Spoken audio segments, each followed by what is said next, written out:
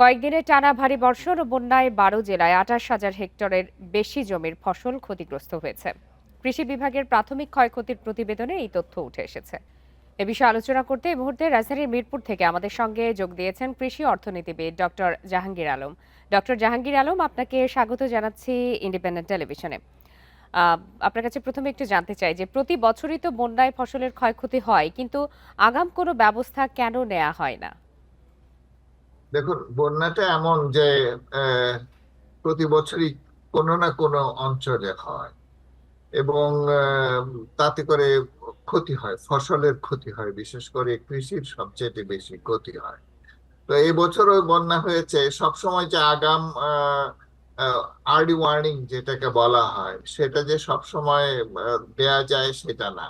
তবে আমাদের চেষ্টা করা উচিত, আর্লি ওয়ার্নিং দিলে আসলে আমরা সতর্ক হতে পারি এবং কৃষকরা তাদের সাধ্য মতো তাদের জানমাল রক্ষা করতে সক্ষম হতে পারে। কিন্তু তো এটি এই তো আসলে বছর ৫ যে দিন বা ৭ দিনের পূর্ব সতর্কতা নয়। আগাম ব্যবস্থা বলতে যেহেতু প্রতি বছরই এই পরিস্থিতির মধ্য দিয়ে যেতে হয় আমাদের দেশের বেশিরভাগ অঞ্চলকে, বিশেষ করে বর্ষার সময়। সেক্ষেত্রে কেন শুকনা মৌসুমে কোনো ধরনের আগাম প্রস্তুতি থাকে না? শুকনো মৌসুমে যে বন্যার জন্য বর্ষা মৌসুমের জন্য সবসময় আগাম প্রস্তুতি নিয়ে রাখা যায়, এটাও ঠিক না। কারণ কিছুটা হয়তো নেওয়া যায়, কিন্তু বন্যা তো হঠাৎ করেই আসে এবং সেটার হয়তো আগাম প্রস্তুতি নেওয়া সম্ভব, কিন্তু খুব বেশি প্রস্তুতি নেওয়া সম্ভব হতো না। কিছু ক্ষতি তো হবেই, প্রতি বছর কিছু না কিছু ক্ষতি হয়। কিন্তু প্রশ্ন হচ্ছে যে বন্যার যেই প্রভাব, সেই প্রভাবটা কতটুকু, এটা নির্ভর করে যে বন্যার স্থিতিকাল কতটুকু।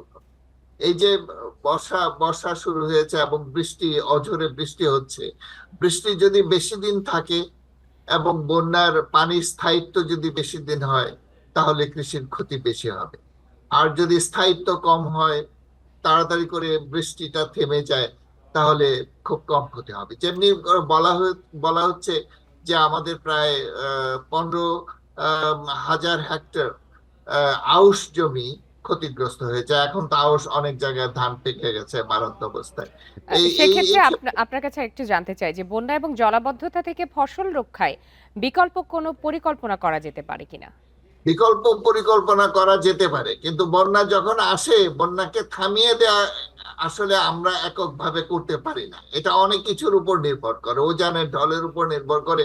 বৃষ্টি কতটুকু হবে না না হবে সেটা আগের থেকে ততটা বলা যায় না। যখন বৃষ্টি হতে শুরু করে, তখন বন্যা হয়। বর্ষা সব বছরই হয়, কিন্তু বন্যাটা হয় তখন যখন অতিবৃষ্টি হয়, উজানের ঢল নামে, তখন বন্যা হয়।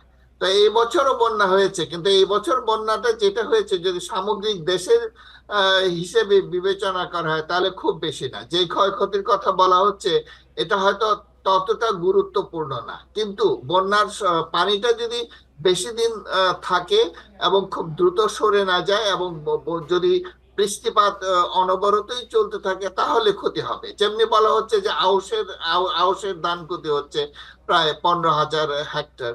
তো এটা যে পানিটা সরে যায়, তাহলে তো এত বেশি ক্ষতি হবে না, সেক্ষেত্রে বীজতলা যে ক্ষতি হয়ে প্রান্তিক পর্যায়ের যেই চাষিরা মূলত ক্ষতিগ্রস্ত হন, তাদের কাছে তো এই ক্ষতিটা অনেক বড় ক্ষতি। সেক্ষেত্রে তারা আসলে কতখানি সহায়তা পান?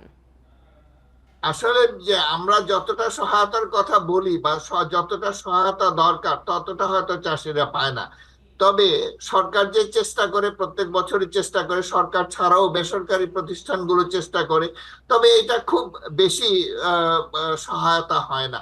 তারা যেখানে বন্যা হয়, তারা পরিপূর্ণভাবেই ক্ষতিগ্রস্ত হয় এবং এর জন্য খুব ব্যাপকভাবে সহায়তা করা দরকার। কারণ একটা যেখানে বন্যা হয়, সেখানে সবকিছু ধুয়ে নেয়। শুধু যে ধান চালের ক্ষতি হয় সেটা তো না, এর সঙ্গে সঙ্গে মাছের ক্ষতি হয়, যেটা একটু আগে রিপোর্টিং এ বলা হচ্ছিল যে অনেক মাছের ঘের, তার ক্ষতি হয়েছে। তারপরে হাঁস মুরগি ভেসে গেছে। তারপরে ফলের বাগান যেগুলো আছে সেগুলো নষ্ট হয়ে গেছে, পানের বরজ যেগুলো আছে সেগুলো ক্ষতিগ্রস্ত হয়েছে। তো মানুষের যে খাবার নষ্ট হয়েছে, তার সঙ্গে সঙ্গে পশু পাখির খাবারও কিন্তু না। আমরা যখন সরকারকে ত্রাণ সহায়তা করতে দেখি, তখন কিছু কিছু চাল, শুকনো খাবার এগুলো দেওয়া হয়, পানি দেওয়া হয়। তারপরে কিন্তু তাদের যে একটা বড় প্রয়োজন, সেটা হলো যে নগদ টাকার যে প্রয়োজন সেইটা খুব কমই সমাধানকে সেই প্রয়োজনটা খুব কমই মেটানো হয়। তো কাজেই তাদের চারদিক থেকে সহায়তা করা দরকার, এবং আমাদের যে অনেক অনেক বেসরকারি প্রতিষ্ঠান আছে যারা ওখানে সহায়তা নিয়ে যায়, ত্রাণ নিয়ে যায়, সেখানেও নগদ সহায়তার পরিমাণ খুবই কম।